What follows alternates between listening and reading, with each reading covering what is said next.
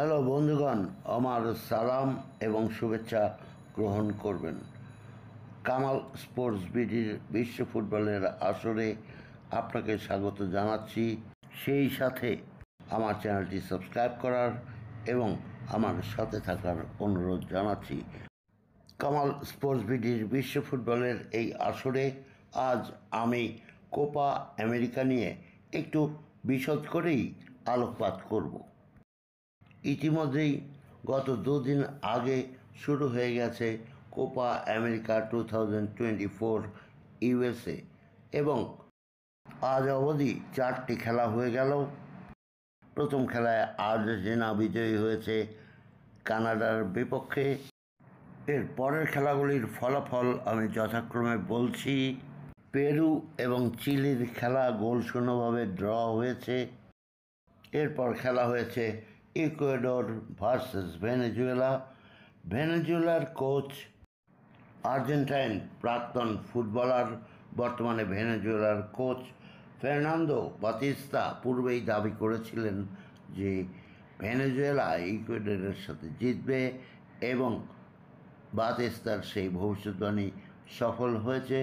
2-1 গোলে বিজয়ী হয়েছে ভেনেজুয়েলা। আজকে দিনের দ্বিতীয় খেলায় মেক্সিকো বনাম জ্যামাইকার খেলায় মেক্সিকো 1-0 গোলে জ্যামাইকার বিরুদ্ধে বিজয়ী হয়েছে। আগামীকাল খেলা রয়েছে স্বাগতিক ইউএসএ বনাম বলিভিয়া। খেলাটি হবে ভোর 4টার সময় এবং সকাল 7টায় আগামীকাল উরুগুয়ে বনাম পানামার খেলা হবে। এই খেলাটি দেখে আমি পুনরায় আপনাদের ভিডিও দেব কি ঘটল আগামীকালের খেলায়। টি-20 বিশ্বকাপ নিয়ে একটু কথা বলতেই হয়। আফগানিস্তান হারিয়ে দিয়েছে মাইটি অস্ট্রেলিয়াকে।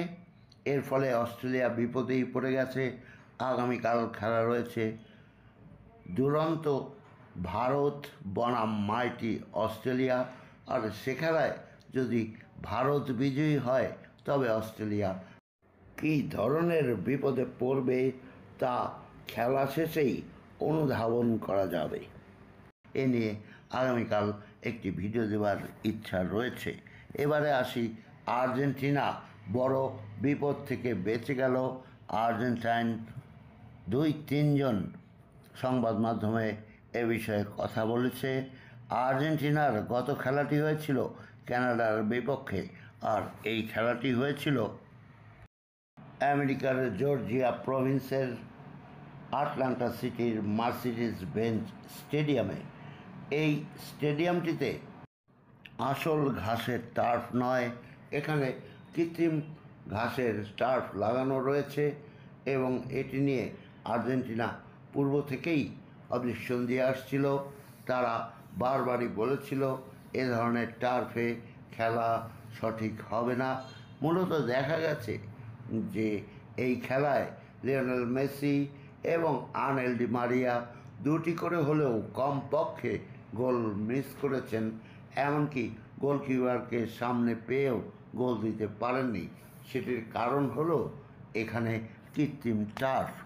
এ নিয়ে আর্জেন্টিনা ফুটবল কর্তৃপক্ষ বারবার আমেরিকার কর্তৃপক্ষকে অবজেকশন জানিয়েছিল এবং দেখা গেছে খেলাটির মাত্র 2 দিন আগে তারা মাঠের কিছু পরিচর্যা করেছে। সকলেই জানেন 2 দিনে মাঠের কিছুই হয় না।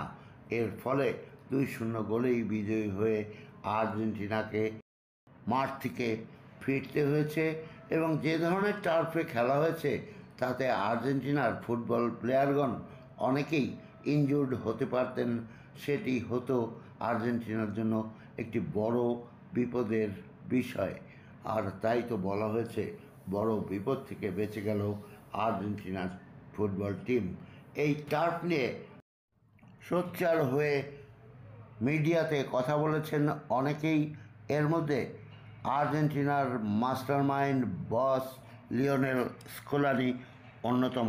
তিনি বলেছেন কোট আনকোট, সকলের প্রতি সম্মান রেখেই বলছি, ভাগ্য ভালো যে আমরা জিতেছি, নয়তোবা এটা খুব সস্তা একটা অজুহাত হতো আমরা 7 মাস আগেই জানি এখানে খেলবো, আর তারা টার্ফ পরিবর্তন করেছে স্রেফ 2 দিন আগে। এটি কোনো অজুহাত নাই। এই স্টেডিয়ামটি খুবই সুন্দর। সিনথেটিক টার্ফ অবশ্যই দর্শনীয়, তবে আজকের মাঠ এ ধরনের খেলোয়াড়দের জন্য উপযুক্ত নয়। Coat unquote. শুধু লিওনেল স্কলানি নন, কথা বলেছেন ইংলিশ প্রিমিয়ার লিগের টটেনহাম হটস্পারে খেলা আর্জেন্টাইন বিশ্বকাপ জয়ী কুটি রোমেরো। তিনি বলেছেন কোট আনকোট, এই মাঠটির অবস্থা যাচ্ছে তাই। এ ধরনের একটি প্রতিযোগিতায় এসে আমরা এই সিনথেটিক টার্ফের মাঠে খেলব, এটি আমাদের জন্য অত্যন্ত হতাশাজনক একটি বিষয়। Coat unquote. শুধু ক্রিস্টিয়ান রোমেরোই নন, কথা বলেছেন এমিলিয়ানো মার্টিনেজ। তিনি আর্জেন্টিনা দলের প্রাণভোমরা। তিনি বলেছেন কোট আনকোট, দেখুন, কানাডার মতো দলের বিপক্ষে খেলতে এসে মাঠের এমনই অবস্থা যে আমাদের বিপদে পড়তে হয়েছিল। আমরা আরও বেশি গোল করতে পারতাম।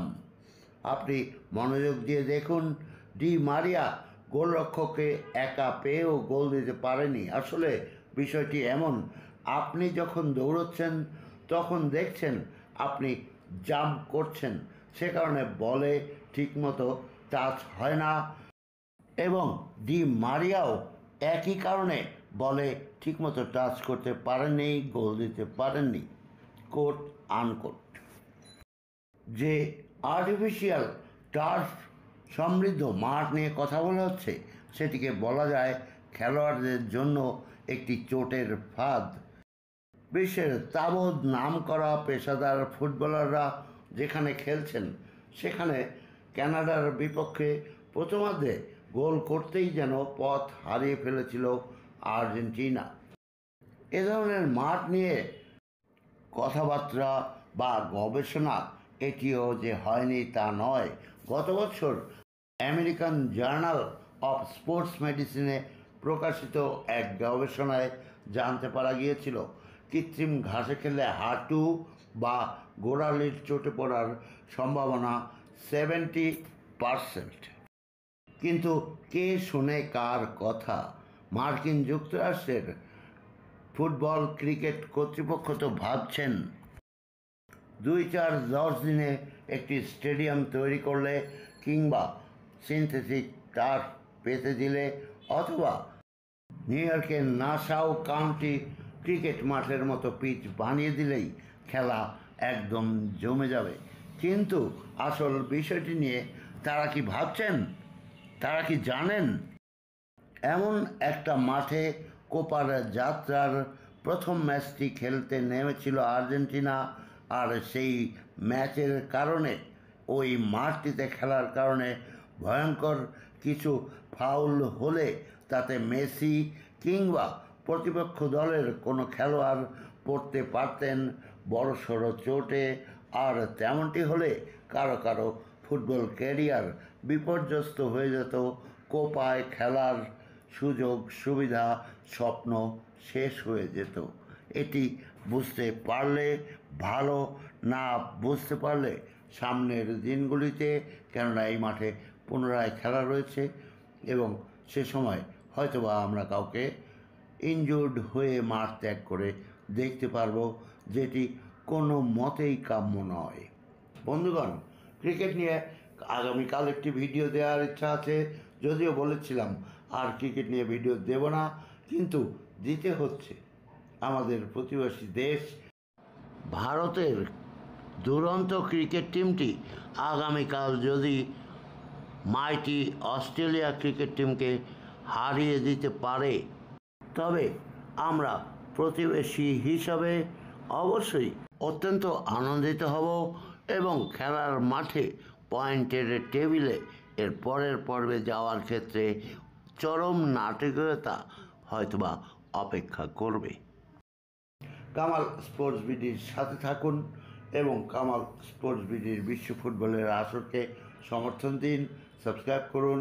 আপনাদের জন্য অনেক অনেক ধন্যবাদ রইল।